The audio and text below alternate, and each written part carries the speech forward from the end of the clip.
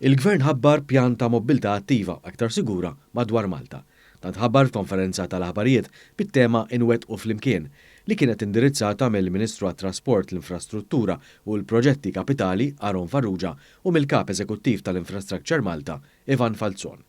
Huma spjegaw li l-iskop ta' dan il-pjan li jinkludi investiment infrastrutturali sinifikanti b'mod partikolari f'żoni urbani huwa li jipprovdi għażliet aħjar għal min jivvjaġġa biex tingħata priorità lil mobilità attiva.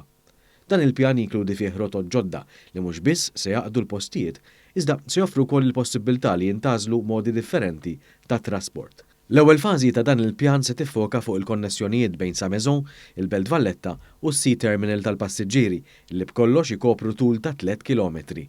Din iż-żona tinkludi konnessjonijiet importanti għal Belt Valletta, il-periferija tal-Ħamrun u s-Sea Terminal tal-passiġġieri. Dawn ir-rotot għandhom l-iskop ukoll li jaqdu spazji ħodor ma' żoni meqjusa traffikużi sabiex l-esperjenza tkun waħda aħjar kif spjega l-uffiċjal tal-Infrastructure Malta, il-Perit Robert Zerafa. Se riservu wkoll mhux biss biex nupgradejaw it-toroq imma biex jiġi upgraded saħansitra anki l-urban areas tal-ibliet u l-irħula tagħna.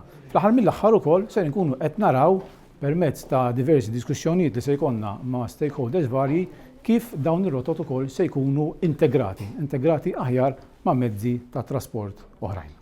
Intant il-Ministru Aron Farrugia qal li dan qed isir b'investiment totali ta' 35 miljun euro li permezz tiegħu qed jiġu offruti alternattivi realistiċi għal vetturi privati.